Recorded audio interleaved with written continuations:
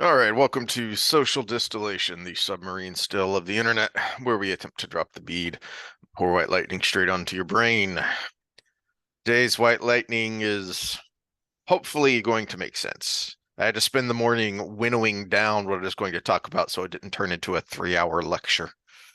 Yeah, let's not do 3 hour lecture. I went to the rodeo last night and I'm fading right now. I felt good in the morning, but I'm fading. Yeehaw. Who was the final act? Cody Jinks, he played Oh, all the nice. bangers. No, he all Nice. and you know Mama song, right? Hmm. Yeah, he actually brought his mama out to sing with him, and I like those cheesy Oh, things. that's cool. That's Yeah. cool. All right. Well, what prompted this was a couple of things. One of my favorite YouTube follows is the Ragaholic, and he did a video a little while back, Did I see him on another program? I think he was on probably. Clifton Duncan at one point, but that was a Yeah, long time ago. yep. Uh, I'm not familiar with his work though. I just think I remember seeing a little bit of him. so I'm not gonna play it. I'm just gonna show it so you can get a Abraham Lincoln, American dictator. Yeah, Okay, that is well, the same guy. Yeah. I thought um, that was Razor Fist. yeah, the channel is the Rageaholic. He goes by Razor Fist. That is his nom de Oh, guerre. okay. That's why I'm getting mixed up. Yeah. Um, so he makes some valid points uh in it. Uh and Shelby Foote talks about this in Ken Burns' documentary, and he's written about it and talked about it elsewhere, or talked, the late great. That Lincoln is hard to talk about because he's been turned into the marble statue, the Lincoln Monument. Um and there were some problematic and questionable things that Lincoln did during the Civil War, uh, that were potentially something of a constitutional crisis, but nothing compared to what came later, say with Woodrow Wilson in World War One. Anyway, um, so Shelby Foote says that so much is written and talked about Lincoln's compassion, and that has for sure been overblown, or as he puts it, people forget how highly intelligent Lincoln was, and that, quote, almost everything he did was calculated for effect. That's why I thought Daniel Day-Lewis's portrayal in Lincoln. Have you seen Lincoln, the movie? I have Came out so. not.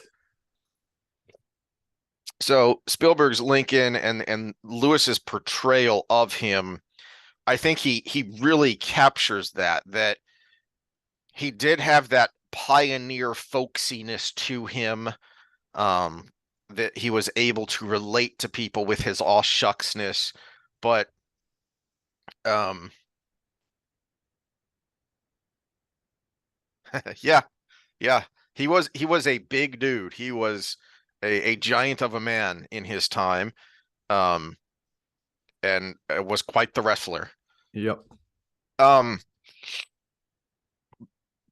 but Lewis was able to show that kind of, the acting without acting, the being able to act while silent, and you could see the wheels turning behind his head as he's trying to push forth the 13th and 14th Amendment. Uh, I lost my train of thought there. Um, Did I throw you off? no, No, but no. he's being calculated and not Hmm. the compassionate person we all thought he was. That was where you were going. I don't know what the final Well, point was. the it's kind of a hard turn here, because Razorfist takes a hard turn at the beginning of his video, basically establishing that the war was primarily economic. And that's true while not being the entire truth. So he makes a big deal about tariffs. And if you get into the weeds in early American history, shortly after the founding, there a lot of the big political fights were about tariffs because there was no income tax. That was the primary method of taxation, were tariffs and duties and excises and such. Well, it only makes sense because you take a social issue like everybody associates with the Civil War, which was slavery, but the truth of it, and you look at even modern warfare, the truth of it is the government never cares until money's involved. The people care earlier, and Exactly. politics is downstream from culture, but ultimately there is an excuse that comes up to handle a monetary issue with a social issue. And I don't have a book to hold up, so because it's on my phone. I've mentioned this before, a bunch of the classics that are in the public domain now, there are groups that have turned them into ebooks and posted them for free on, you know, Apple or whatever the Google one is, whatever. So you can find these ebooks. Go get Frederick Douglass's A Narrative Life, his autobiography.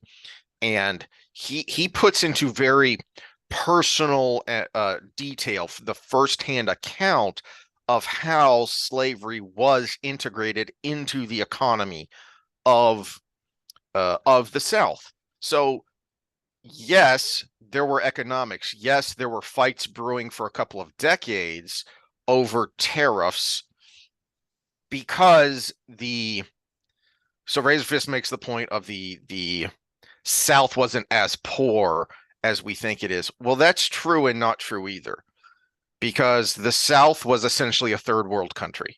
Mm-hmm.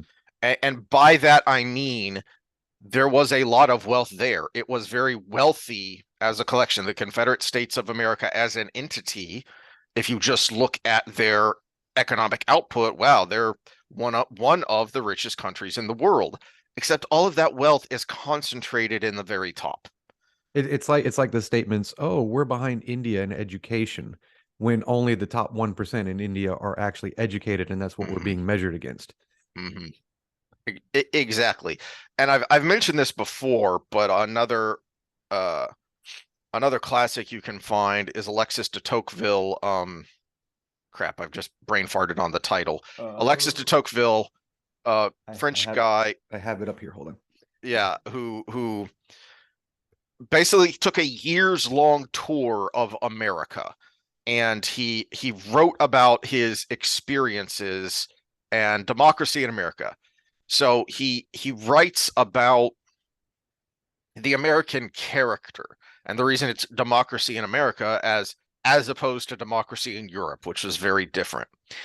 And I'm going to paraphrase because I can't remember the exact quote, of something to the effect of, on the north bank of the Ohio River, which separated north from south in a lot of ways, everything is industry. It's bustling with activity. And you cross over to the south bank and you'll think you're in another world. Because that's what slavery does. You had the same thing in the Roman Empire. It depresses vibrant economic activity because it focuses everything on, especially in the American South, because those big GDP numbers that Razor First talks about, well, that's basically two things: cotton and tobacco. Mm-hmm. And that was it.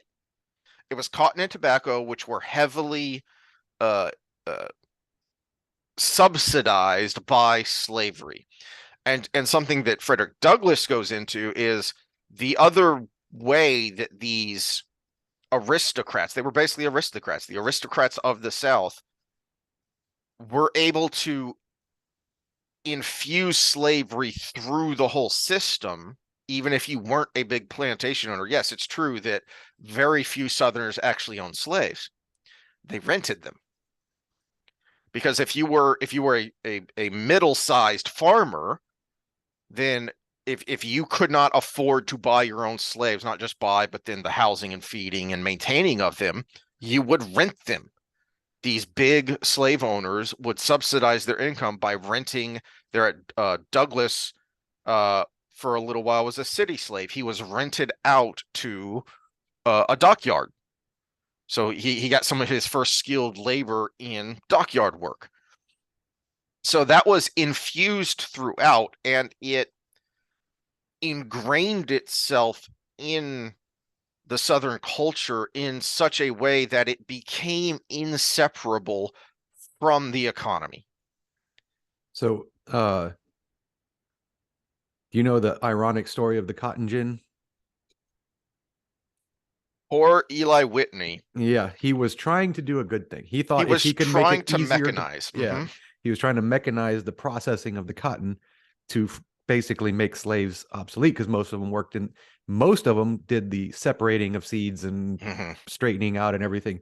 But it was so successful, they needed better labor to pick more cotton. So basically, he just moved them from inside to outside Yeah. on accident.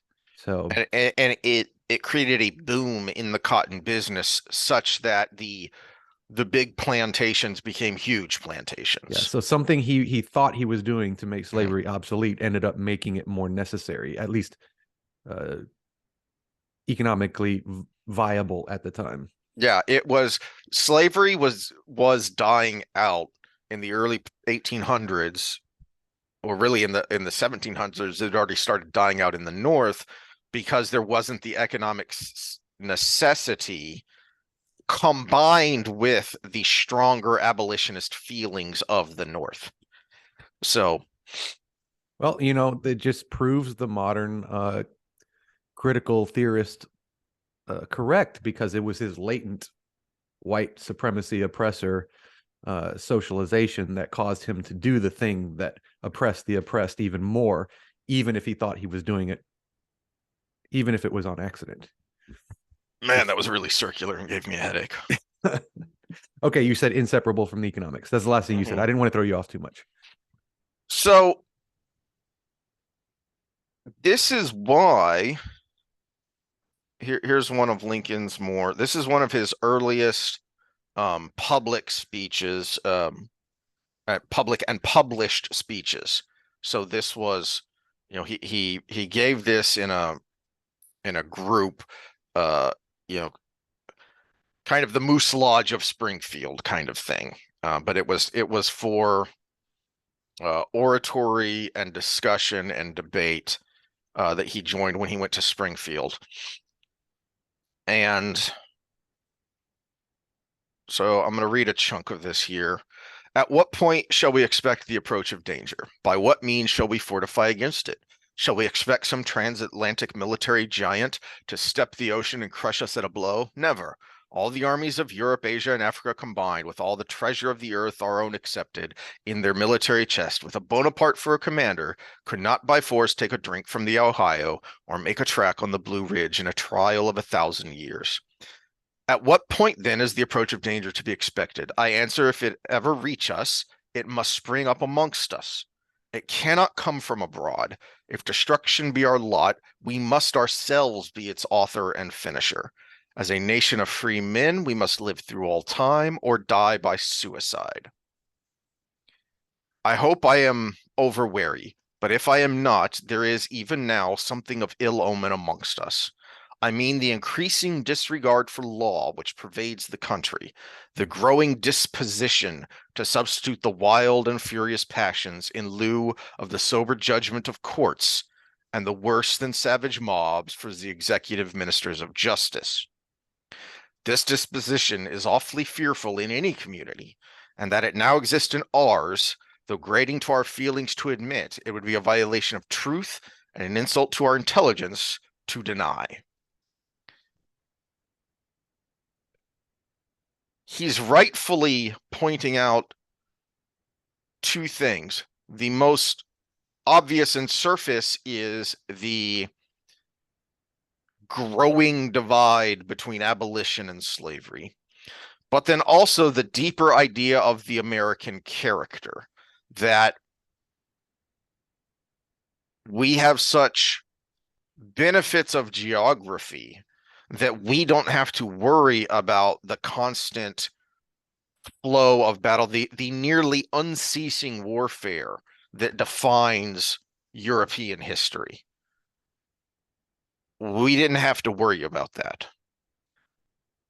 But that means we have to be extra cautious about tearing our own selves apart. And it's obviously applicable if you just think of the Summer of Love and the mostly peaceful protests. This is not something that we have overcome because it is an inherent part of human nature.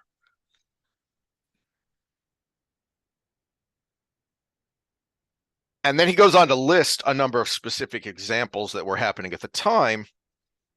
And I believe this was before Nat Turner's slave revolt. But this was part of the aristocracy of the South ingraining the idea of slavery into their system so that any threat to it was seen as a threat to the South itself. So that, again, quoting Shelby Foote, is the answer that a Southerner would give to you if you asked, why are you fighting? He would say, I'm fighting because you're down here. He fought to defend his home, his way of life from, as he saw it, invaders. And the average Confederate soldier wouldn't think of slavery but that's the point. The point is that it was so ingrained in their culture that it simply was. You didn't have to think about it.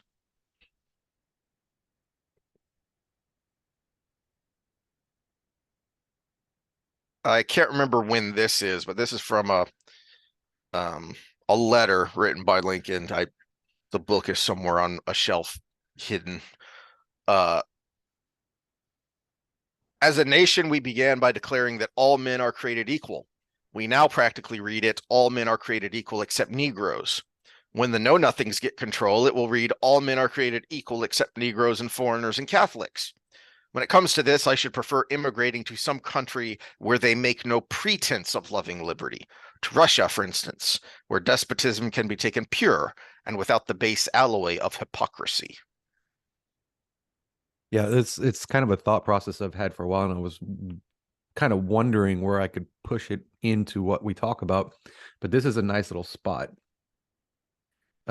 We talk about DEI, diversity, equity, inclusion. You brought up Summer of Love. We look at gun crime rates and everybody blames the guns. We look at crime rates in general. But realistically, as you just pointed out, some of the things that make us great are actually the seeds to some of the problems. Mm-hmm. Because we've talked about on many occasions just tribalism and in-group, out-groups. We are a country made up of a more diverse group of tribes than any other country in the history of the entire world, even the Roman Empire. Does it not make sense to anybody but me that a lot of those just inherent under the surface feelings are going to bubble up, whether you're a good person or not, or you feel like your ideal of what should be or should not be is correct? But we're all prone to in-group, out-group bias, and we're aching from the inside out to release that in different ways, shapes, or forms. And we're the most diverse, inclusive country in the world. That's the problem. People talk about diversity and inclusion. We are already the most diverse and inclusive country in the world. And that underneath the surface is what bubbles up into some of these problems. That's why racism generally is nothing new. Racism as we know it, as we Americans know it, is something uniquely American because of that. Because we Americans don't really understand that in the rest of the world, for pretty much all of history and even up into the modern day in a lot of places, race, ethnicity, nationality, we're all the same thing. Because you're looking at very homogenous cultures with very few outliers.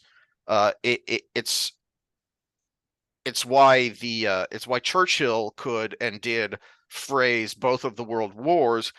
He talked about it in racial language sometimes, about the Anglo-Saxon or the American Anglo alliance versus the Hun or some such. Because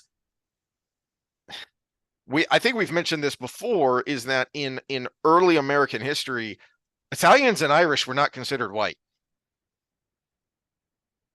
And that's bizarre to our way of thinking, but they weren't the same as the uh, Anglo-Saxon, Western European, which is, French, German, uh, English for the most part.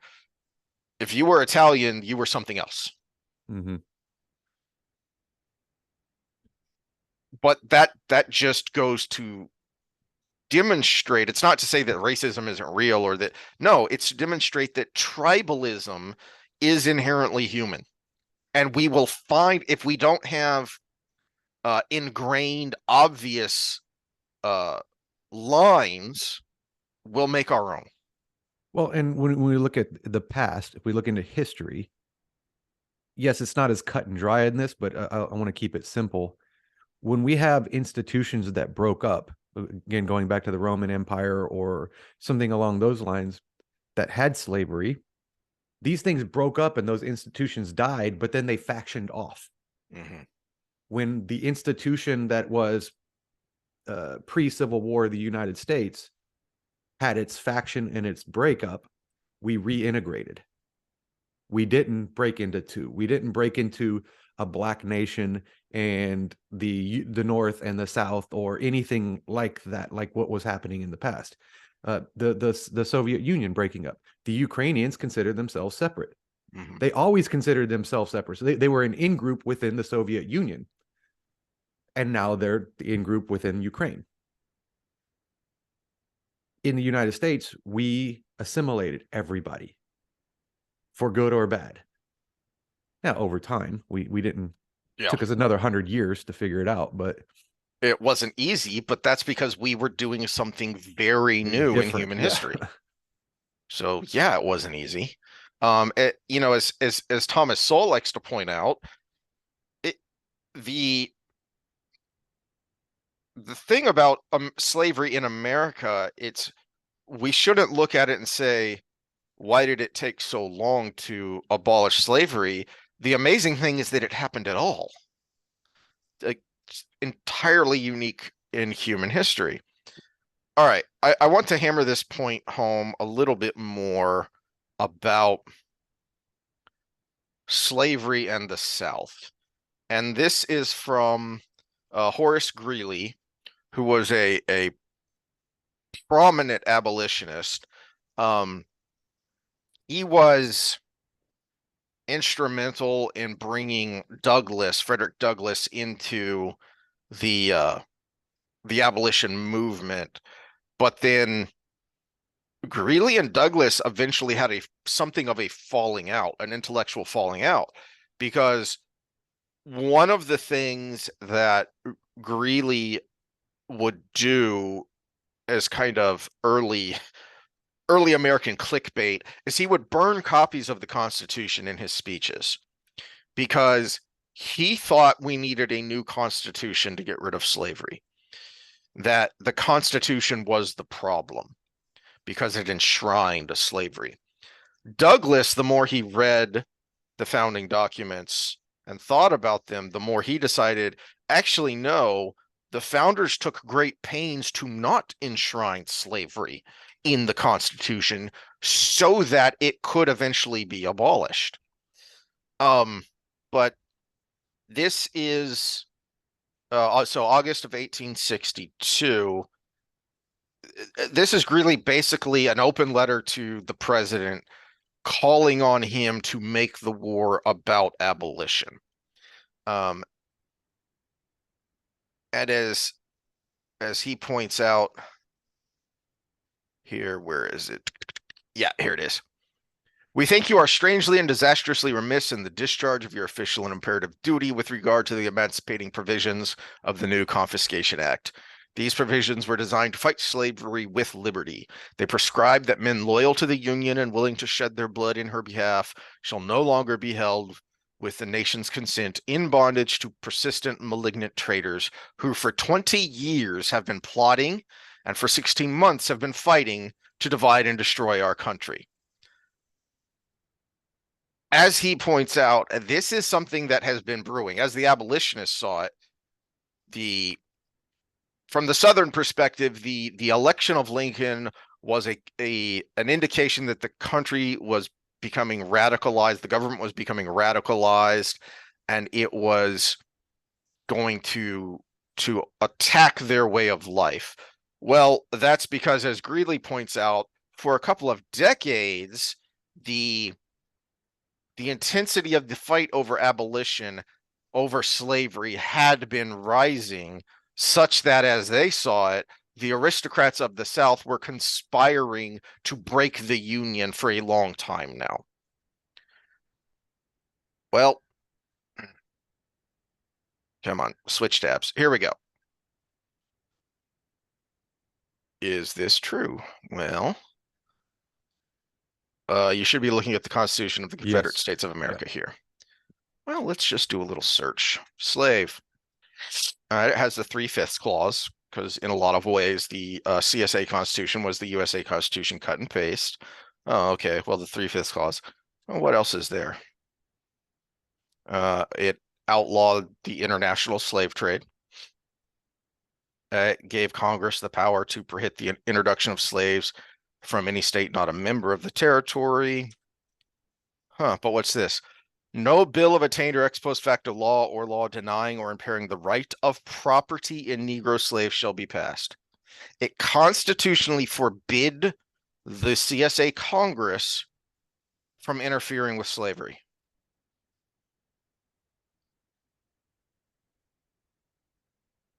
The citizens of each state shall be entitled to all privileges and immunities of citizens in the several states, and shall have the right of transit and sojourn in any state of this confederacy with their slaves and other property. And the right of property in said slaves shall not be thereby impaired. It enshrined in the Constitution that slaves were property, that Negroes were slaves and slaves were property. How can the war not be about slavery when the Confederates themselves enshrined it in their Constitution?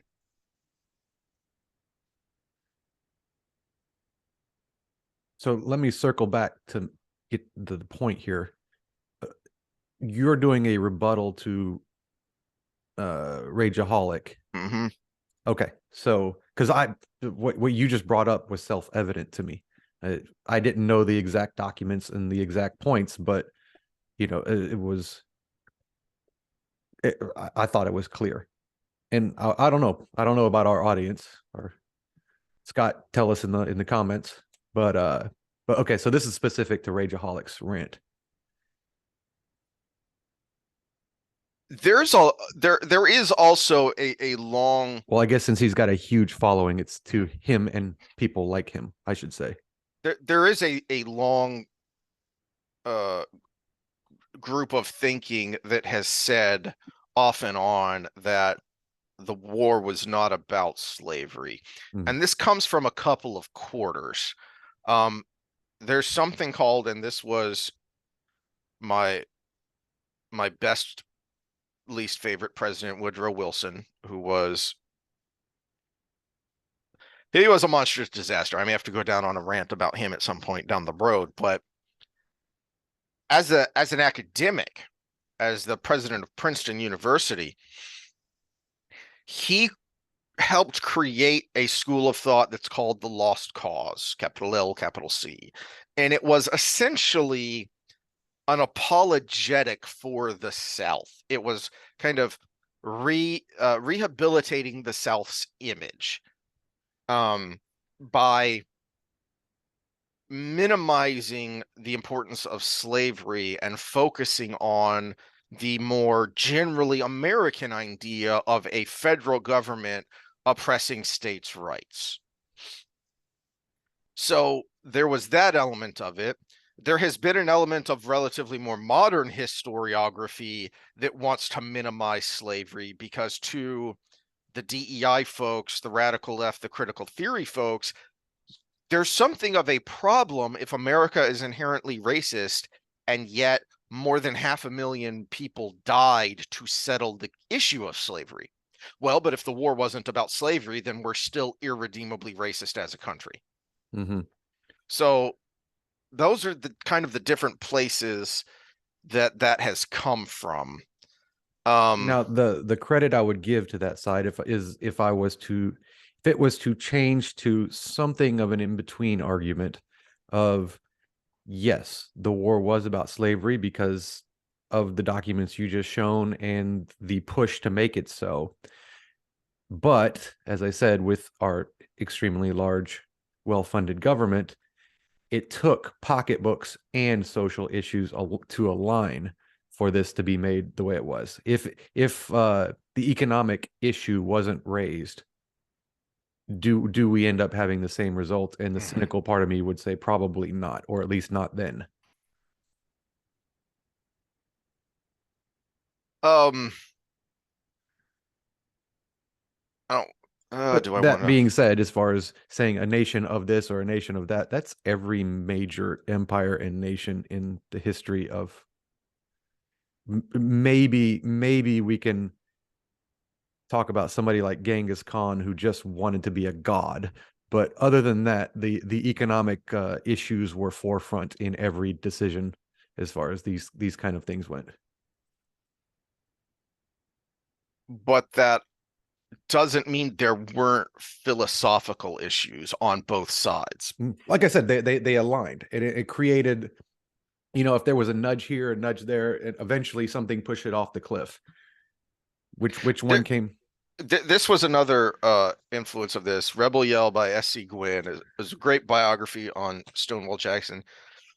He's a very odd character, a very complicated character, and it's you can't diagnose from 150 years past, but he was probably very much on the spectrum. He was a very rigid individual. He was very antisocial, or not antisocial, but had a lot of trouble dealing with social situations and dealing with on the other autism people. spectrum. Mm-hmm. And we it talk is about so why many spectrums on this show. yeah, That's why I was. that's a good point. It is why the military hierarchy suited him so well, because there weren't. But also where he ran into trouble is you do still have to deal with people. You do still have to deal with politics and psychology. And he didn't like that. He wanted to give orders, and then that was that. So I say that to point out that this individual who law and order and duty and honor were everything to him, and he expected the same of everybody else. And yet, in his hometown, when he was professor at VMI, he started a Sunday school for blacks, for both free blacks and slaves.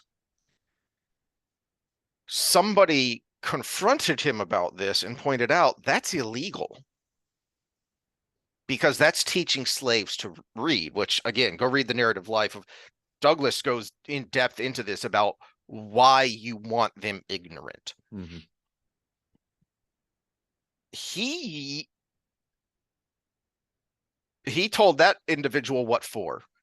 He basically said, if you dare interfere with this Christian work, then you, sir, need to get your soul, your heart right with God, because this is Christian missionary work.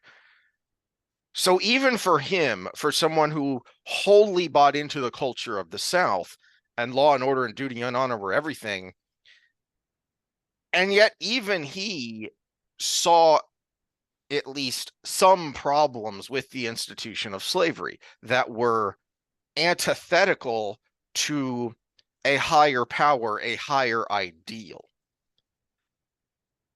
And yet when the time came, he could do nothing but wholeheartedly serve the Southern cause, Mm-hmm. because people are complicated.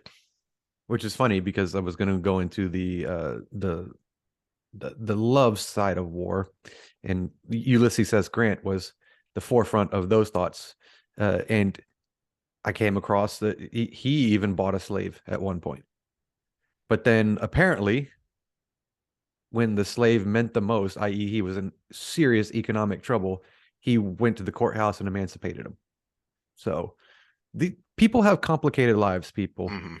go back in time and live it basically when nature is trying to kill you every day, even if you were well off like Grant. And you still have to make decisions that we don't we have the luxury of not having to make this day. The saying goes, in 50 years, what are people going to look back at you for doing that they find ridiculous? That is a good segue into kind of my last thought here, which uh this is Frederick Douglass. Pretty good authority on slavery and abolition. This was a dedication to a monument to Lincoln, not the Lincoln Monument, but a specifically a dedication to it's really long. Uh Frederick Douglass on the occasion of the unveiling of the Freedoms Monument in memory of Abraham Lincoln in Lincoln Park, Washington, D.C. Uh, April 14th, 1876. So talking about Lincoln. His great mission was to accomplish two things. First, to save his country from dismemberment and ruin, and second, to free his country from the great crime of slavery. To do one or the other or both, he must have the earnest sympathy and powerful cooperation of his loyal fellow countrymen. Without this primary and essential condition to success, his efforts must have been in vain and utterly fruitless. Had he put the abolition of slavery before the salvation of the Union, he would have inevitably driven from him a powerful class of American people and rendered resistance to rebellion impossible. Viewed from the genuine abolition ground, Mr. Lincoln seemed tardy, cold, dull, and indifferent. But measuring him from the sentiment of his country, a sentiment he was bound as a statesman to consult, he was swift, zealous, radical, and determined. Though Mr. Lincoln shared the prejudices of his white fellow countrymen against the Negro, it is hardly necessary to say that in his heart of hearts he loathed and hated slavery. The man who could say, quoting Lincoln directly here, "Fondly do we hope," I believe this is from Lincoln's second inaugural, "fondly do we hope, fervently do we pray, that this mighty scourge of war shall soon pass away.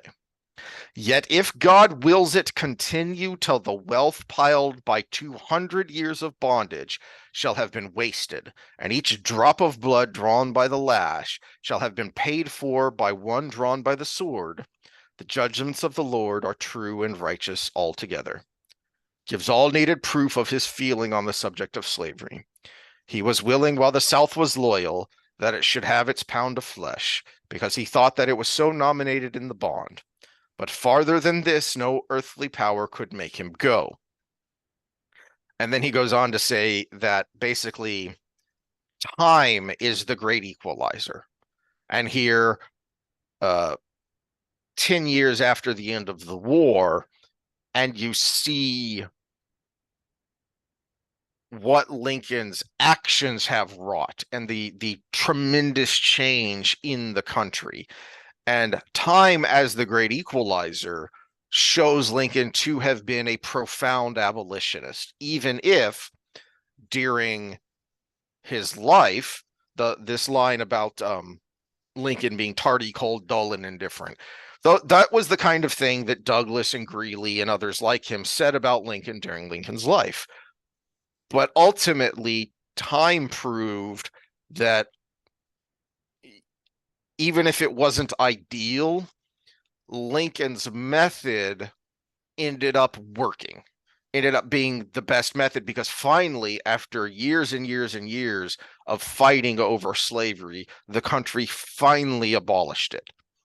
And further on that point, if the war wasn't about slavery, and if the North didn't care about slavery, then how could it change so radically so that a year and a half into the war, the Emancipation Proclamation is issued?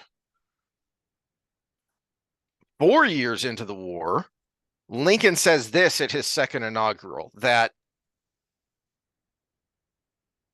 slavery is such a national sin that if it be God's will that we be made to suffer for what we have done, then so be it. How is that even remotely possible? And that is something that Gwen makes a great point about that I think is kind of sorely lacking in Ken Burns's narrative, is that early in the war, there was a thought that we can smooth things over. Once we have, you know, we've talked about the way guys behave, that they'll get in a fight and then they're friends, right? That was something the wife was commenting on when we were watching Physical 100, is they would be in there beating the ever-living crap out of each other. But then when it's over, it's hugs and high fives and great job, right? So there was this thought that once we get it out of our system, so to speak, then we'll be able to sit down and talk and work this out. Well, I mean, to bring a biological mechanism in there, not only just we get it out of our system, we unconsciously develop a hierarchy on the subject. Mm-hmm. So if we're arguing over a specific thing that causes us to come to blows, then the winner automatically becomes the lead. But with that, as a good leader, you tend to start actually taking information from the people you lead. And so this interplay comes in once we already have established who the lead on the subject is. And it happens so swiftly. We don't even think about it. So early in the war, if you've watched Ken Burns' documentary or you studied much on the war, one of the big characters to come up is General George McClellan, who was one of the early generals. He helped reorganize the army and revitalize it after the loss at First Bull Run. But he was very slow to action, almost timid. Well, it wasn't that he was personally cowardly. He was actually very personally brave, and his actions in the field demonstrate that he was not afraid to be near violence. He was not afraid of death. What he was afraid of was prosecuting the war too vigorously, such that it would be impossible to reconcile. He was a Democrat. He was a Southern sympathizer. He was what was called a war Democrat, which was a Northern Democrat who was for war to protect the Union. But there was a growing sentiment in the North, a growing recognition, as Horace Greeley pointed out, as Douglas had pointed out at various times, that the root of the rebellion is slavery. We cannot reconcile while slavery still exists. McClellan did not want or could not recognize that. That's why he was prosecuting the war so timidly. And people who saw that early on, William Tecumseh Sherman's a great example of it.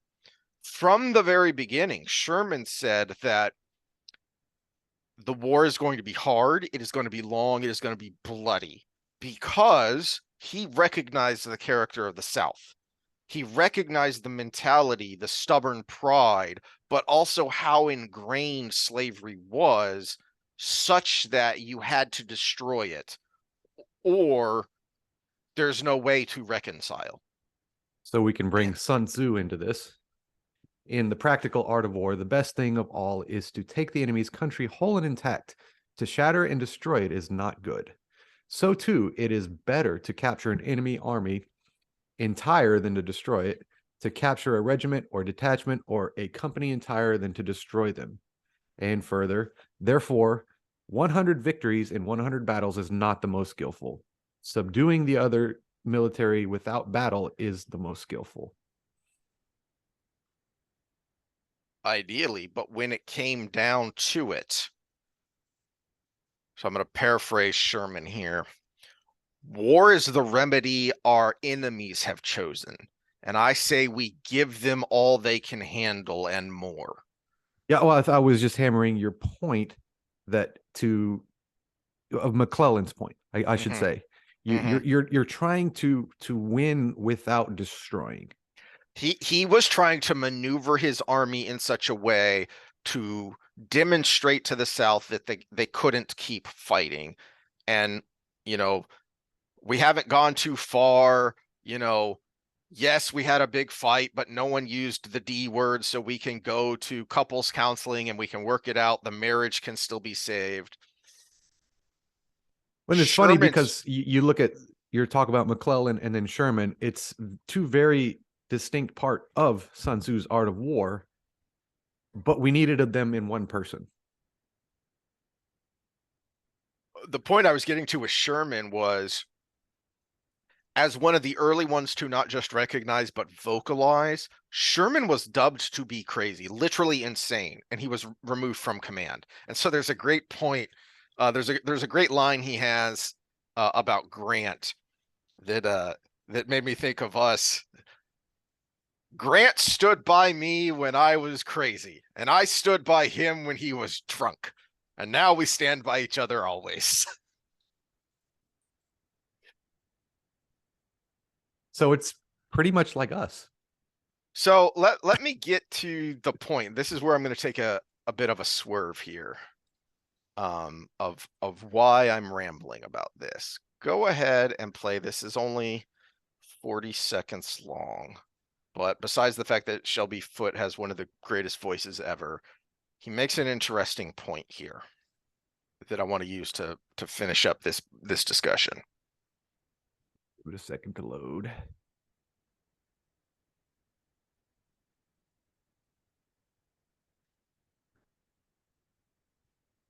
Do.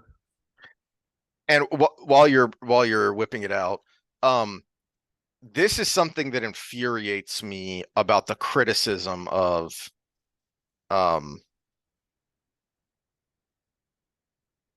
Ken Burns and of Shelby Foote. All right, go ahead and play it here. I like the ad I got. I don't know I what like it did it to my too. It's great. algorithm, but sound. oh, dang it. Sorry.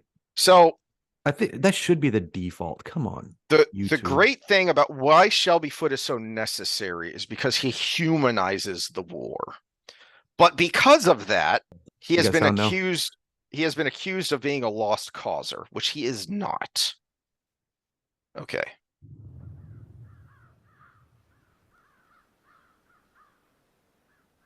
I think that the North fought that war with one hand behind its back. At the same time the war was going on, the Homestead Act was being passed. All these marvelous inventions were going on. In the spring of '64, the Harvard-Yale boat races were going on, and not a man in either crew ever volunteered for the Army or the Navy. They didn't need them. I think that if it had been more Southern successes, and a lot more, the North simply would have brought that other arm out from behind its back. I don't think the South ever had a chance to win that war.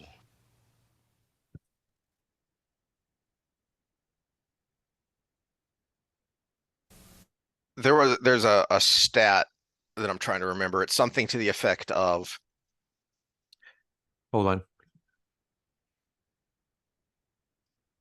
no, Okay. Was that sound coming through that I was trying to get rid of? I just heard the sound of the video, so Okay. Because Okay. it started playing another one after I hit stop share and it was blaring in my ears, but I didn't know okay, if it no, was... I didn't hear it. Okay. So at the beginning of the war, the industrial output of all of the states that made up the CSA did not equal that of New York State alone. Why is this important? Because the Civil War was a lost cause, lowercase l, lowercase c. There was no realistic chance that the South could ever win. And they recognized that. Their own generals, their war strategy, especially towards the end of the war, was to bleed the North such that Lincoln would lose his election. That was it. That was their strategy, was survive long enough for Lincoln to lose the election. For some reason, that's what came into mind when he was talking about the hand behind the back. Well, when near the end of the war, Lincoln called for more volunteers. The South couldn't do that. By the end of the war, the Union had 3 gigantic armies in the field. Each one individually was more than all of the Southern armies combined at that point. By 1865, by the end of the war. So why the hell did they go to war? Why would you do that? Why would you start, not just go to war, they started the war. It is important to note that the South fired the first shots. Yes, secession started pretty much when Lincoln was elected, or at least the talk of it. And so I don't remember if all of the states had officially seceded by the time of his inauguration or just most of them. But secession went on for months before Sumter. Sumter was the start of the fight, of the fighting war, really. So how in the world could you talk yourself into, or let someone else talk you into, this obvious fight that you can't win? And it's not like they tried to make it like, the South tried to make it like the American Revolution. To them, this was the second revolution. But there was nothing like the intolerable acts that had happened. In fact, it had been a long string of compromises. And these are your countrymen. This is no longer yes, technically we were all Englishmen at one point, but they were an ocean away. They were 3,000 miles away. How could you let yourself not just get talked into it, but then stay with it until you were starving and bloodied to where you literally couldn't fight anymore? What does that say about human character that even Americans are susceptible to get dragged into something like this? And this is why I harped on slavery for an hour.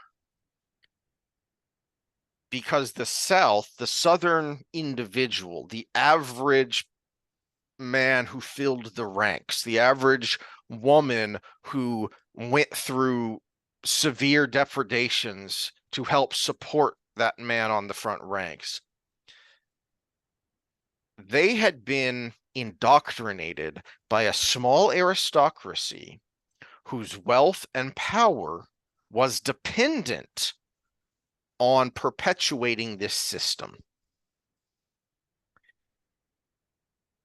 The southern states were dragged into this by a tiny elite.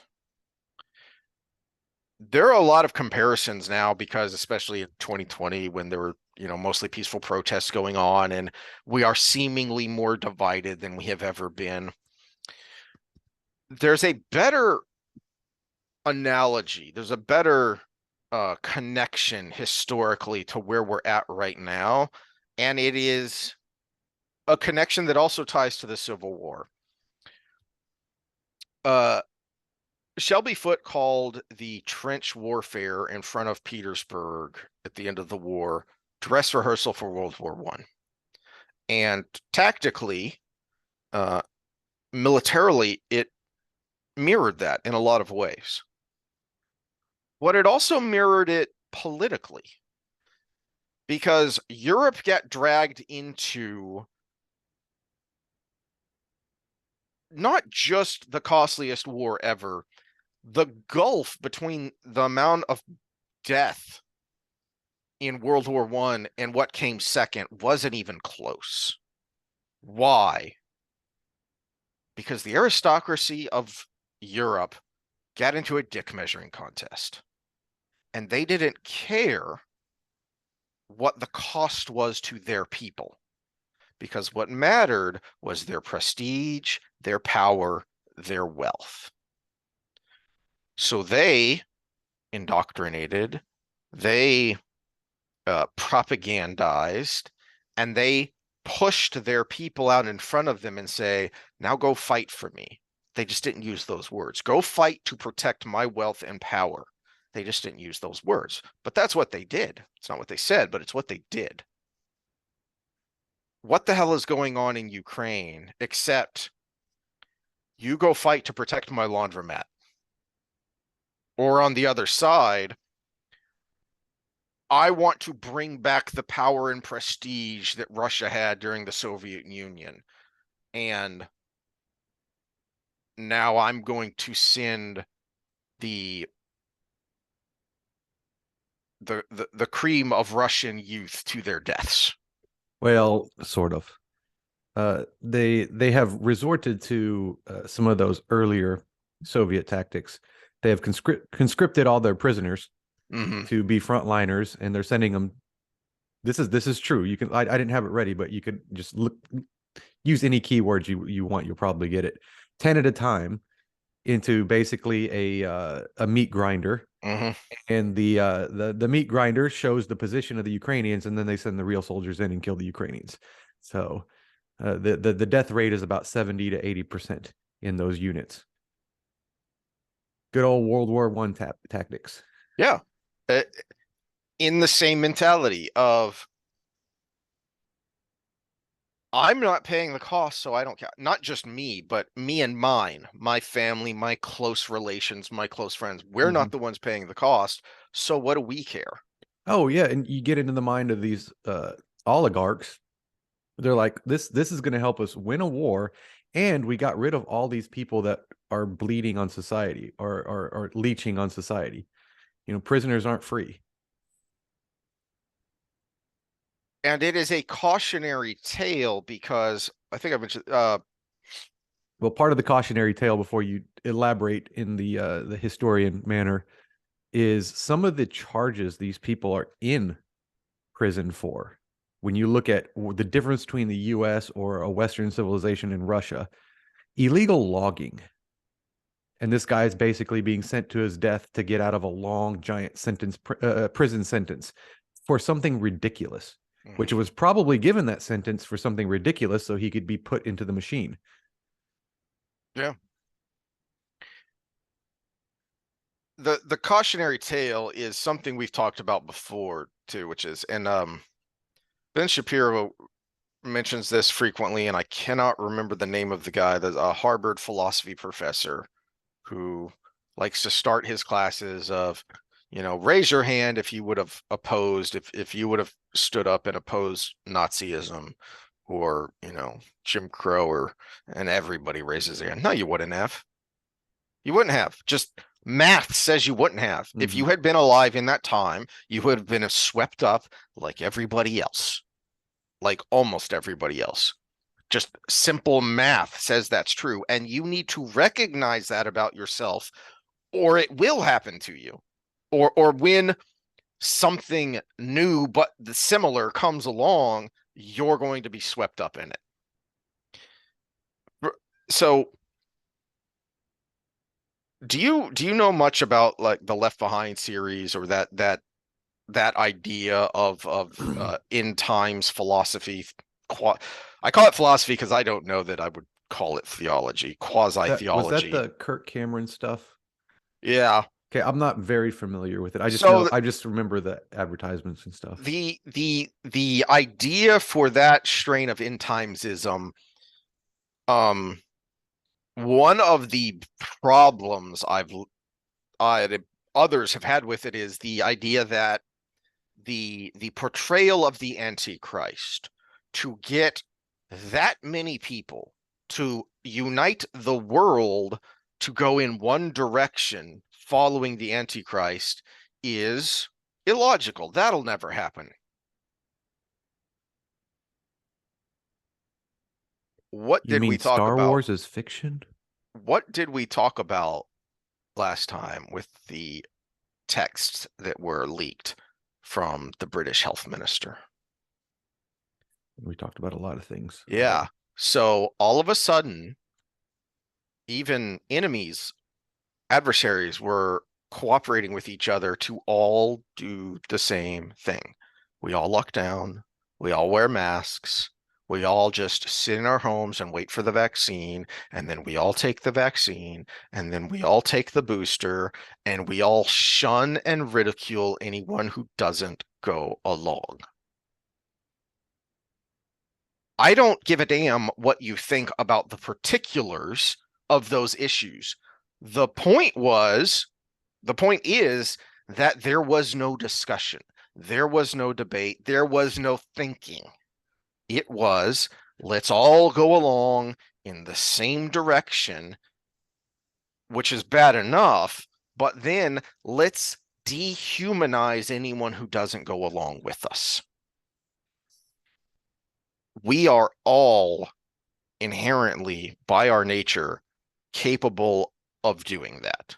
And if you don't recognize it, it did happen, and it's going to happen again. And the fallout from, and we've talked about some of it, you've brought up the journal articles, the studies of the how far back IQs have been set, how far back social development has been set, how far back, and we've talked a little bit about, we haven't even gone deep down the rabbit hole of excess mortality, but that's hanging out there. Let me clarify my part of that. How far back the average citizen's development is back, not the elites. They had their checks and balances in place. They had their private tutors. They had they had everything available to them. Yeah. All of the people saying, oh, well, we can shut down non-essential. Well, that's because you are privileged enough to work in an industry where you can work seamlessly from home. You're privileged enough to work in an industry that, well, of course, I'm essential. And this is something Mike Rowe said early on that he caught a lot of flack from. And I was glad he said it because I was saying it, but nobody listens to me. Every job is essential to the person who needs the job. Mm-hmm. We are going to be feeling the effects of the lockdowns and our response to COVID for a long time to come. And yet, in the grand scheme of things, historically speaking, it wasn't that bad. I mean, think about how much worse it could have been. Let's talk about long-term effects, and I'm going to use an anecdote. But how representative of this anecdote of the population, we won't know because they won't study it. Mm-hmm. My personal shutdown, I only did the required 6 weeks we had in Texas where you couldn't even have 2 guests in your home, right?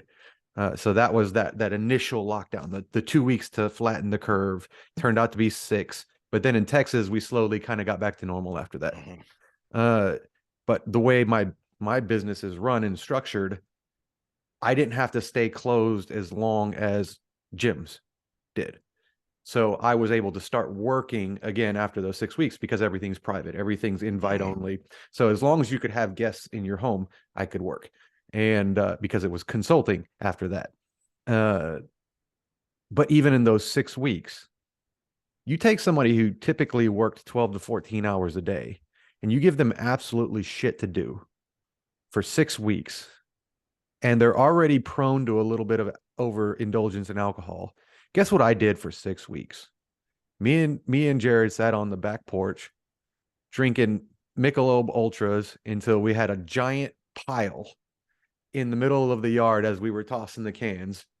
We had amazing tans from it, but other than that, we just sat there, drank Michelob Ultras, watched the walkers and the new runners run around the lake behind the house. That's all we did for 6 weeks because neither of us had shit to do and we're used to working. How many minutes or years of my life did I take off by having 36, 40 beers a day for 6 weeks straight? Luckily, in that time, I started thinking about this and started distracting myself near the end of it. But that was also the byproduct of it, as I started thinking about this channel and everything. But But yeah, I mean, there was no purpose in life. So you're like, oh, well, just don't drink. Tell someone who is used to having ultimate purpose every day, all day, and that chair is pulled out from under them to just simply don't do something. It's just like, That's yeah. yeah, beautiful women walking in front of you all day. Don't go home and masturbate. I mean, it's going to happen at Why some are you point. depressed? Just stop. Okay, it doesn't work that way. It doesn't work that way. You like they always talk about God-shaped hole. There's a something shaped hole. And when we use the word purpose, purpose is usually the central driver, especially in men. We have used Purpose the is meaning. example of NFL players of, oh, well, they die so young, so therefore it must be, or it could just be that the thing they have dedicated their life to is over relatively quickly. By the time you're 30, you're done with what has been the purpose of your life for probably 20 years, since you were like 10 years Same old. with military, former military. Yep. And it's not even I could go do something else. We weren't allowed to do anything. People who were outside were being arrested or cited. Luckily here in this part of Texas, if you went out to, like I said, we were watching the new walkers that were all of a sudden stuck at home, walking around the lake, and all of these just things going on. You wouldn't get arrested for that, but if I got in my car and went 2 blocks down the street, you could get pulled over. One of my favorites was there's a guy out paddleboarding in California, and the sheriffs came after him. And like, he's paddleboarding alone outside. What is the point of this except to in force California, compliance? he is more in danger of a shark attack than COVID out there, and that's extremely rare. What was the point of any of that except to force compliance? Because you had talked yourself into, well, this is for the greater good. Okay, well, you were just following orders. That defense has worked in the past. Speaking of authoritarian for the greater good, let's talk about marriage then. We should pause on that note.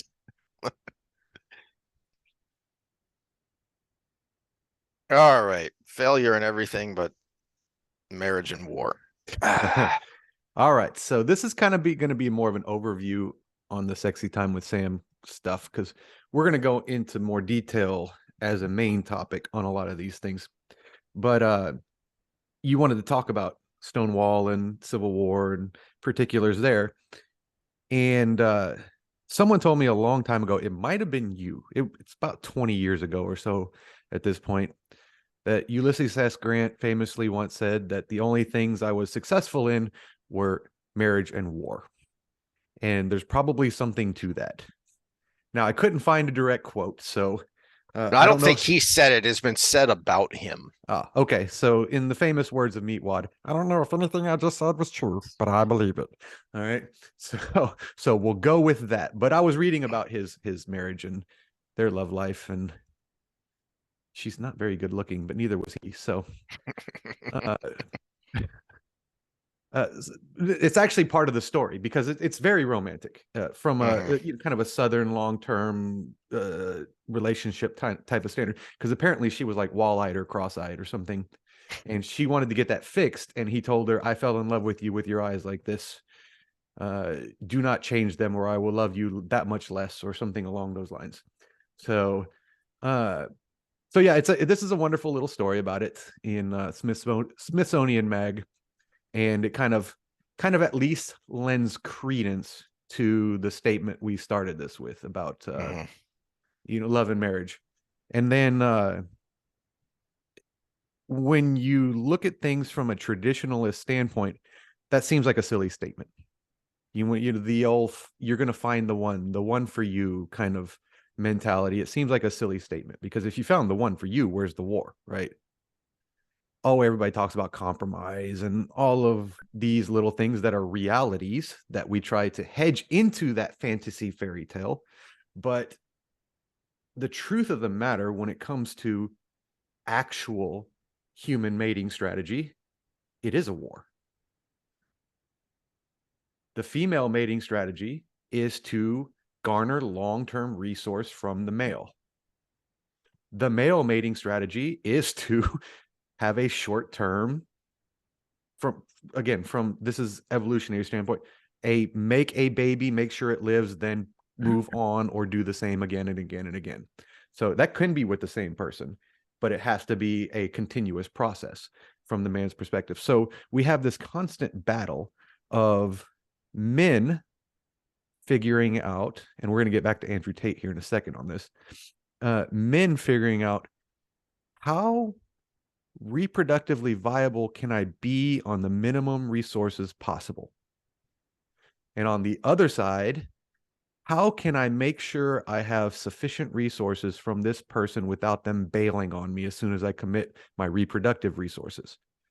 And so this is the eternal battle of what it is to be man and woman in our world, realistically. Now, we try to change the picture of it because we have big brains and we try to make things look differently. And we've had those discussions in our biblical kind of conversations. But yeah, that's the way of it. Realistically, it is more of a conflict than it is of a confederacy. That being said, a lot of times the best resolution of conflict isn't war. It's a truce, which has compromises on both sides. And so I was thinking of, I've been actually been having a good influence on some of my younger guy friends because they all were getting into the whole Andrew Tate movement, which is what caused me to want to talk about it the last time. And all the things he says, as we talked about before, are surface level true. But my problem with the whole thing is these same guys are making statements about settling down that contradict their statements about short-term mating.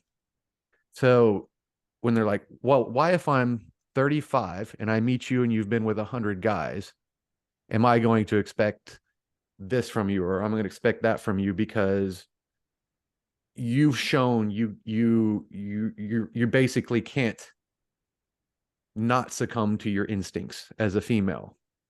Why should I have a long-term relationship with you? Well, your previous statements about if you're not going to put out, then get out, have set that person up to be that way 10 years from now. So that was my big issue. Now, understanding those two things, now we can start looking at truths. To the Andrew Tates of the world, everything's a war. And to the what do they call it? The pink pill? I think it's the pink pill. Response to that is the counter to the war.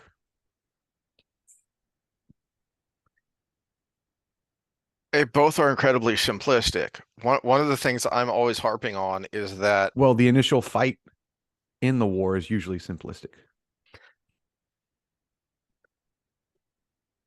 We are more than the sum of our parts, and we are incredibly complicated. This is a statement I will make. Encounter that, because I'm going to convince you one of these days. We are more than the sum of our parts. We are the sum of our parts and experiences.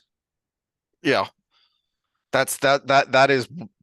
Those are a lot of the parts that all go together. Is all those different experiences that you've had. Those directly, indirectly, consciously, subconsciously influence how you're going to look at things, and thus how you're going to act and react to things. But we can't not be aware of the parts, and we can't not be aware of what's under the things that are affecting our experiences.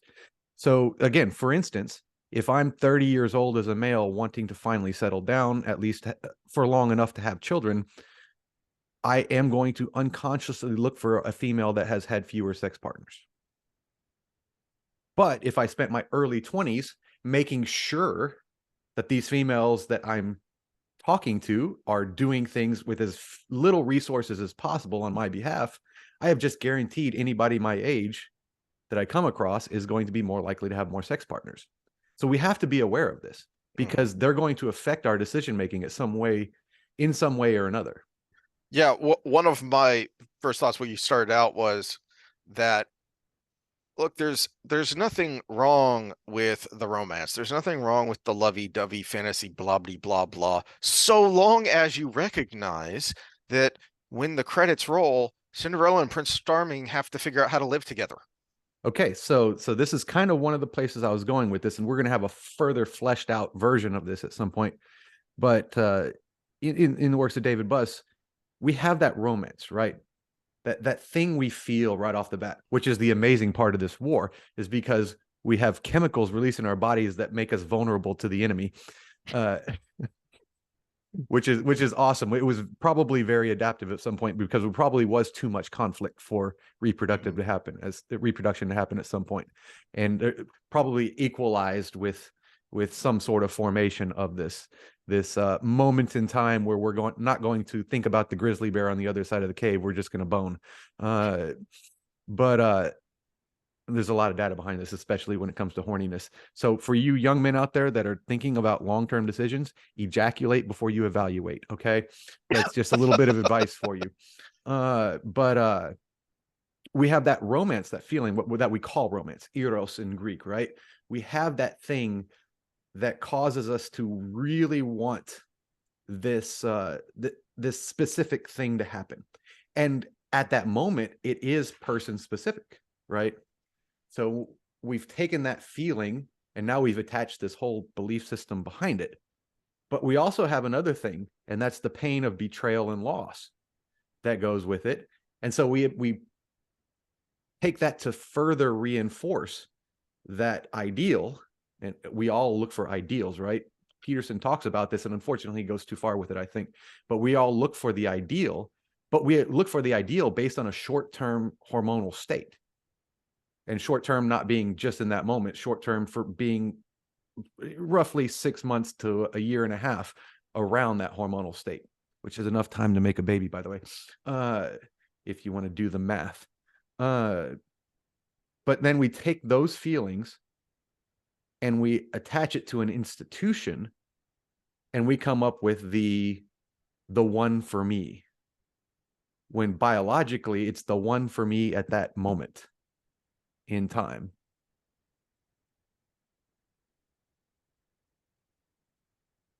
I'm going to give you seconds for rebuttal because I can see the wheels turning. Mm-hmm. And I don't want to pile on too much information. That was my point about, after the credits, Cinderella and Prince Charming have to figure out how to live together. It's yes, the biology, the hormones, the lovey-dovey romance part of it is not Mr. Right, but Mr. Right now. Yes, but there is hopefully more to you than just your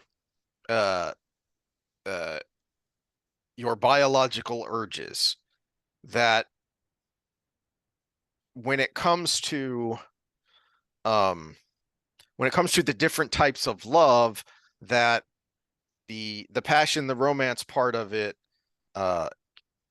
gets things started, but presumably you're not going to stick around each other if you don't complement each other in other ways as well. You need I'm to. I'm going to come back to that. Okay, so let me introduce something here. Okay, so this is Mary Harrington. She calls her kind of philosophy reactionary feminism, which is completely different than radical feminism. In fact, she's probably going to be canceled by the feminists we consider feminists right now. Well, she was on Trigonometry, wasn't she? I don't know how she's not already canceled. Well, her book is yet to come out in the U.S. It is apparently available in the UK right now, but it has yet to come out in the US. But one of her solutions, so she talks about the issues going on nowadays. And when she goes through the history of feminism, I guess to lay a backdrop, one of the things about what a lot of modern feminists call the patriarchal household was actually a cooperation. Mm-hmm. If you were a couple on the farm, you weren't barefoot and pregnant in the kitchen because the male wanted to keep you there. It was because the male was responsible for the raw resources and you were responsible for the production of the resources as the female. So he would go out and do the hard manly job of plowing fields and, harvesting wheat and all of the things that take a lot of muscular strength and endurance. And then the female would separate the wheat from the chaff and bake the bread, the processing of the resources, make the textiles from the cotton and the wool, the processing of the resources. And in fact, one of her big things is, one of the worst things for female ever is the industrialization of textile industries, because it took away that usefulness the female had in the home. The home couldn't run without both partners working together. And that's what you're talking about. The bigger than the sum of our parts, the cooperation, the what happens after those initial urges are settled down. Well, now you're a partnership. In fact, one of the best things I think to come out of the gay rights movement is the term partner for your significant other versus my wife or my husband. Or I like the word partner, especially for what we're going to get into, which is the post-romantic part of the marriage. I got John Bradshaw up here. He has his book called the post-romantic stress syndrome, which is when these things are going away, that's when all the problems start happening within a marriage. But part of that in her argument is that the industrialization, the taking away of that internal partnership that married couples have, especially in lower middle economic status areas that used to exist. Well, now we've inserted into that this, my man is going to take care of me, so he has to have this romantic edge to keep me engaged. Hold on, I gotta take care of a dog real quick. I'll be right back. Sorry, he was starting to whine and it was going to become a howl if I didn't do anything. So, just because he couldn't be 2 feet from me. All right, where were we? We're talking about the post-romantic section of the marriage. And one of the limitations of language is in English, we have love. In most other languages, you have a different word for different stages of that courtship or that partnership. But one of her solutions is to get rid of the idea of she calls it big romance. I'm assuming it's to align it with kind of typical left-wing ideologies of big pharma, yeah. But it's the same time, it's the idea that we constantly have to have this reaffirming of your partner just because the tradition, the actual usefulness of a partnership has dwindled with technology and societal changes. In the past, and this is why I've acknowledged that certain things were the best way to do things at certain times, was because it was natural. It was the best, most efficient way to handle the situation and to get through life and to guarantee that your genes were passed on. But things have changed, especially in Western civilization.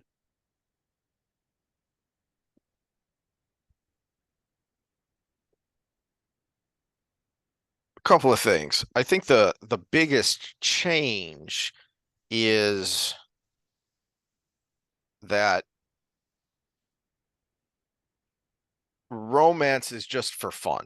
Now, that's not to say that romance can't or shouldn't be fun. No, romance is for reproduction.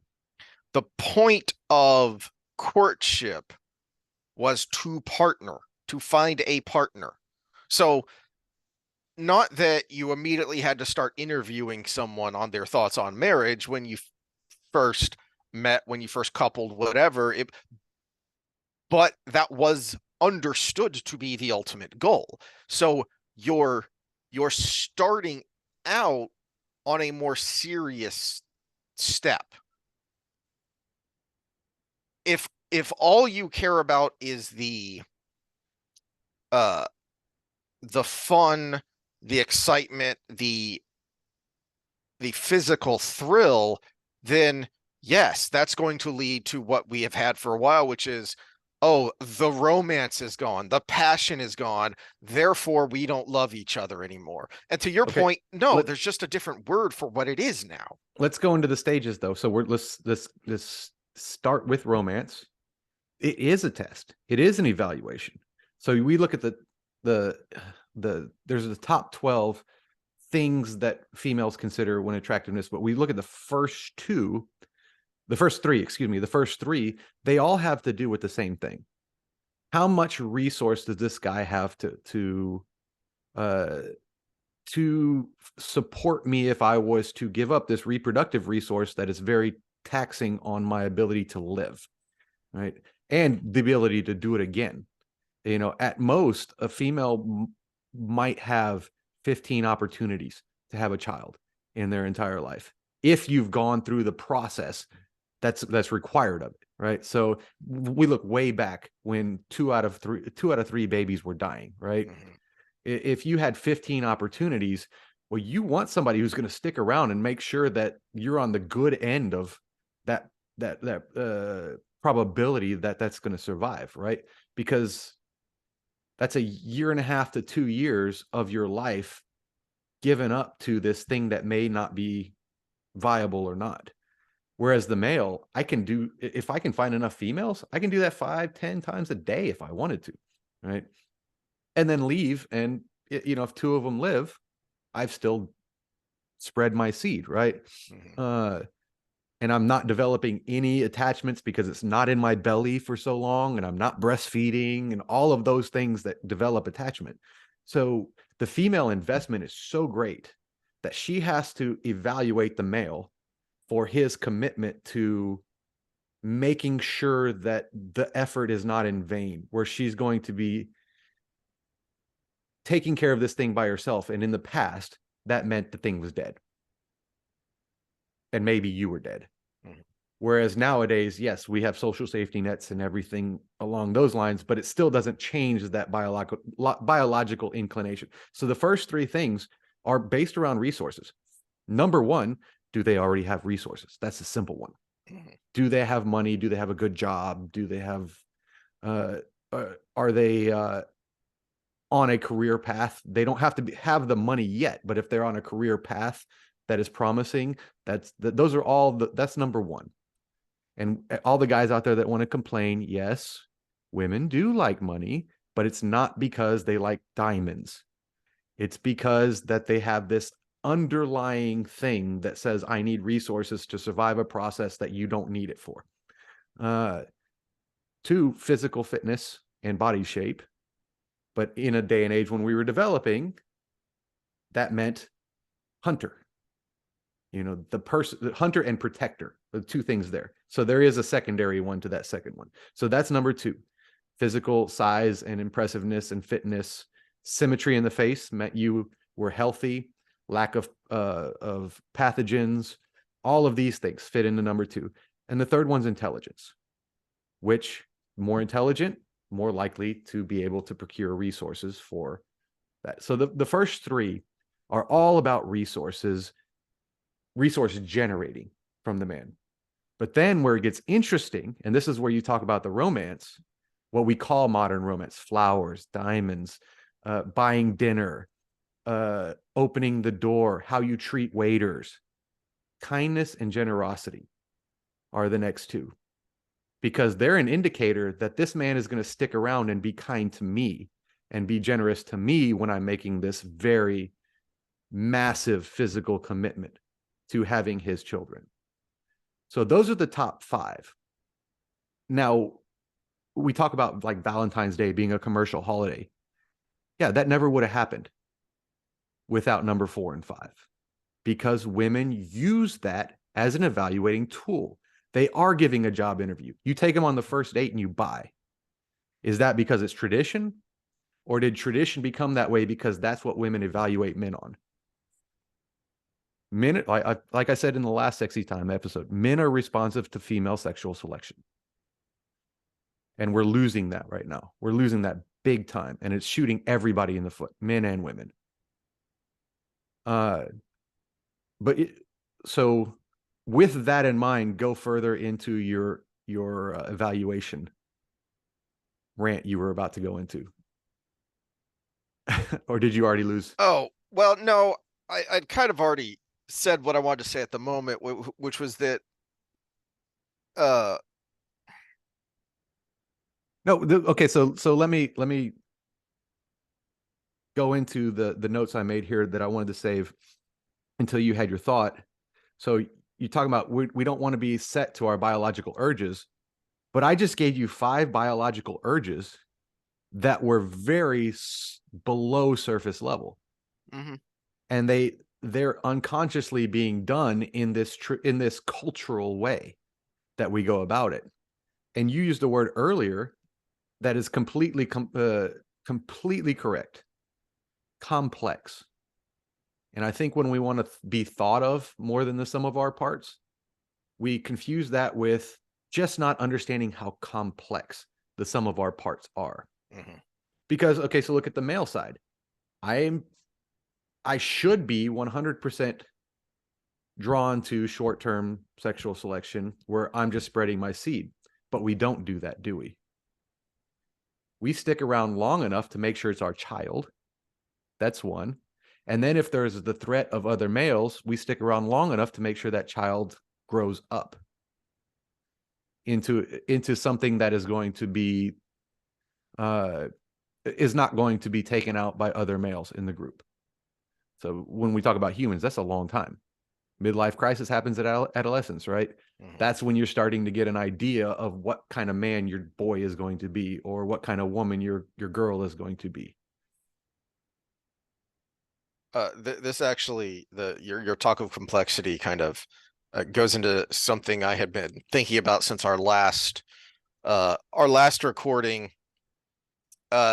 So the last, this kind of recording, the last the Wheel of Time one, because I thought the Wheel of Time one was one of our best this last time around. So if those that follow the Wheel of Time one, make sure you see that one. The point of sitting down and making a workout program for me was to show the process, show the thinking that goes into it. It wasn't, as you pointed out, that was personal to me. It could be a template for someone else, but it made me think of something that that we've ranted about when it comes to COVID that we get from Dr. Drew, that he talked about, is the very idea of practicing medicine was destroyed during COVID, and it all became about the guidelines. Well, the reason it's practicing is because there's some give and take, there's some trial and error, because we are so complex that the standard doesn't work for everyone.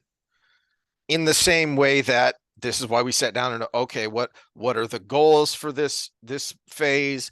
What worked, what didn't work in the last phase? Okay, what are the particular problems I have that I have to overcome? These are all of the variables that you have to take into account. And that's why we kind of sat and did it live, was so you could see the process. I forgot where I was going with this. Complexity. So that works on multiple levels for multiple things, because there are no solutions, only trade-offs. On a, we were talking kind of on the macro level to begin with when we were talking about, war, the Civil War in particular, but just war in general, and the way societies get pulled along, the way they get manipulated. That's kind of a macro, but that works because on the micro, on the individual level, these are the kinds of things that we are vulnerable to because of that complexity. It can be manipulated. Well, on the flip side, what you were talking about here is you need to be aware of that going into a relationship. Not even going into a relationship, just on the thought of, I want to look for a relationship. Okay, well, you need to understand the the complexity involved just in yourself, now you have to add on to that the complexity of a whole nother individual. And you've got to somehow merge those complex organisms to become. Well, and to the point of this conversation, and at what points will that be in conflict? Yes. That's a good point, because there will be conflict. So that's another thing you need to understand going in, or you'll just throw up your hands and say, this isn't worth it. No, this was coming. Yeah, this is a thought for just now, but it's again with the red pill community and the pink pill community. But it goes along with my opening of this with not war, but truce. And, the psychological concept of boundaries, right?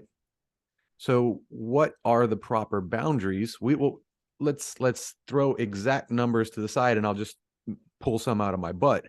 Well, one of the red pill views I saw was, well, you expect me to pay for the first date and blah, blah, blah, blah, and you expect me to pay for the second date. And he's just talking about money. He's putting a monetary value on everything.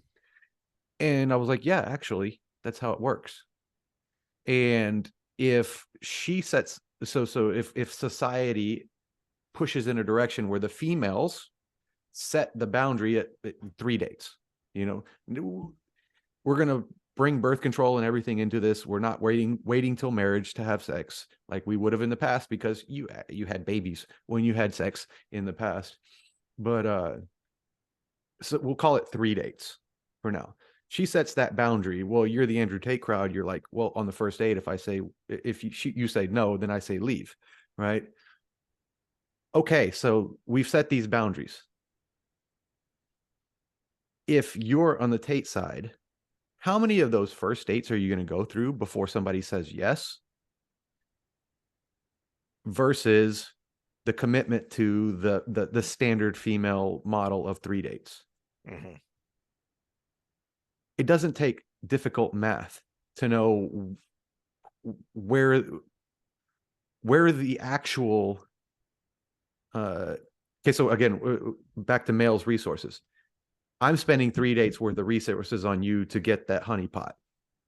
Whereas the idea of I want the honeypot now without spending any resources, well, you just need to do the math of how many first dates that say no are going to cause you to spend more resources than committing to 3 or 4 dates to have a chance.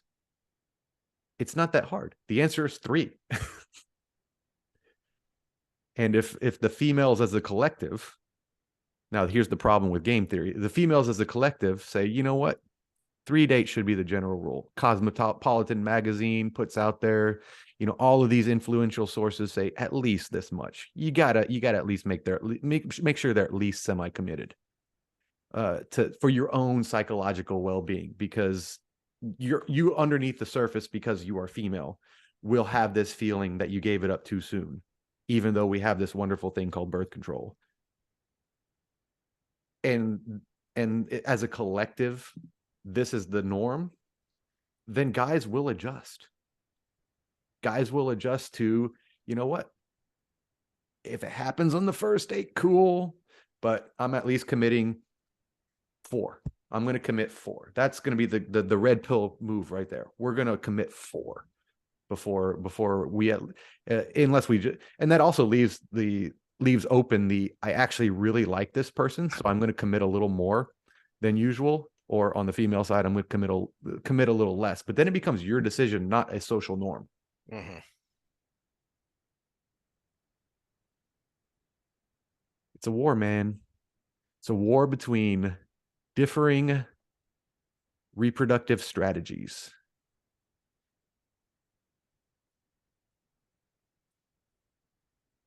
Do I want to go down that road? Well, this is it's a war that feels good, but it's a war.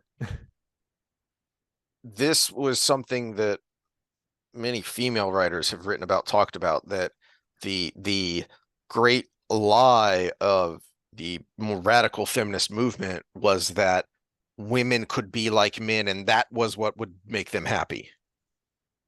No, because you're not a man. I mean, sorry. So I know we're not allowed to say that anymore, but that's not what's going to make you happy because you're not wired the same. Mm-hmm. Well, unfortunately, to bring that point home, we're still thinking on 1,000 years ago, 2,000 years ago parameters when we make that statement, right? As men, whereas females are thinking about modern time. I can go work at a desk all day, just like a man. That's true. You can. Mhm. I can work on, if my wife got pregnant right now, she could still do her job up until pretty much she was breaking water, sitting in her chair in front of her Zoom camera, right? This is the truth, right? 1,000 years ago, you couldn't do that. Now you can. But here's what'll hammer it home: if we get rid of the administrative bloat in this country, it's not going to be a shit ton of men losing their job. The female workforce will basically cut in half if we get rid of the what is truly the administrative bloat in this country, because that's the jobs that they have. If we go to line workers, welders, sewage workers, construction workers, oil riggers, name your job where you die young. Mhm. It's all men. Almost all men. Yeah. Yeah. Yep. I don't see a lot of loud shouts for equality there. But that's the truth, and it all goes down the same road. If it's modern times that are making these issues, and how do we adjust to modern times? Do we just fire half of the women in the country, or do we figure out, oh, this is where men are being left behind, and let's help build everybody up? I mean, I just gave 2 solutions that would work. Which one sounds better? Yeah. But that's actually, I think you would like Harrington, even though she'd probably more left on social or on political issues than you. But on the social issues, I think you would like, because this is her first solution: take big romance out of the idea of marriage. Now, me and her will differ on the finer points of what happens after you're in that post-romantic stage, but that's neither here nor there in this discussion. The partnership is key. The second one is start letting men sharpen men instead of trying to feminize everybody. Mhm. Men produce better men. And that's where she's probably going to get herself canceled the most. And her third one, no, this is the one that'll get her canceled the most. She wants to do away with birth control. And she says it's a pro-feminist argument because it's better for women. Yeah. I mean, I can already anticipate what some of her arguments are, because there's a point there. Well, and she actually says it makes sex better, which her points are valid. That part of the allure of sex is the danger of it, the long-term ramifications of it. And to her point, a lot of the things we do as taboo, bondism, sadism, extreme, where sex actually becomes dangerous, are a result of creeping away from the fact that we don't have the danger of actual childbirth or anything like that. Now, that there's no data to back that up. It makes some biological, psychological sense, but I would say to adjust her position from mine is I think we should at least have more robust education on it, because there are long-term effects for females. There are health effects for females, and I don't think those are being, I don't think we have, it's just like other inoculations. I don't think we're having the informed consent that we should have. And I definitely 100% think that we're putting kids on it too soon. It should be, you're an adult now, you can make this choice. Here's the information about it. Not, I'm your mom and I don't want you to accidentally get pregnant to make me feel bad about my parenting skills, so you're going to get on this. I'll nod my head vigorously to that, but or you have acne, take this thing that affects your hormone profile for the rest of your life. Yeah. Yeah. That avoid that rabbit hole. But as just, in closing, my thought being what we rant so often about, which is, but first you have to actually be able to have open, honest conversations about this. That's why we, you know, keep flippantly, ironically bringing up the, is she canceled yet? Talking about this because you're not allowed to talk about these things. And she's making valid points and cogent arguments, even if you don't agree with her conclusions. And you need to be able to think through those arguments if you want to genuinely believe that your conclusion is the right one. Which is, I guess, part of my bias of bitterness about this whole subject is talk about sex is still taboo. And you would disagree, but I'm going to talk about why you would disagree here. We can talk about it when it comes to drag queen story hour or this movement or that, but even post-sexual revolution, to talk about the actual physiology of sexuality and the psychology of sexuality is still taboo. To attach it to a movement and to put dildos in kids' faces, we have no problem with. But to actually say, what is it about this that causes us to behave the way we do? People still don't want to hear the truth because it does bring forward the product of our parts, part of the argument. And I mean, David Buss wrote The Evolution of Desire in the 90s, and he had to, the version I have now is of the last 3 years, I think, 3 or 4 years old, because they had to completely revise the whole thing. Because at that point, even in the 90s, after the sexual revolution, there was so little research on the subject because no one wanted to touch it.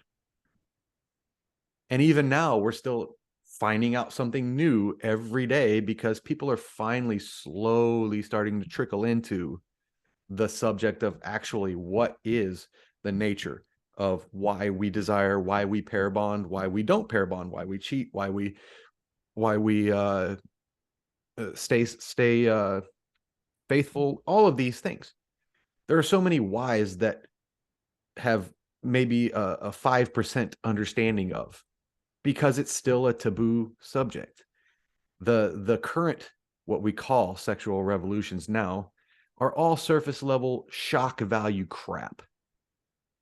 The social sciences have gone off there. We've talked about enough about that. We don't need to. But when it comes to the actual science of it, nobody wants to know because nobody wants an explanation because they want it to be a fairy tale. Yeah, and a lot of truth to that, unfortunately. All right, well, on that mildly depressing note, I got nothing else for today, but we can look forward to more Crown of Swords next time, so hilarity shall ensue. I don't find it depressing. I think it's fascinating. Yeah, that's true. All right. All right, well, I've got to go garden because there's actual sun, and I should probably get to that. I'll probably take a nap before work tonight because I didn't get in till 1 o'clock this morning. So Naps are good. All right, talk to y'all later. later.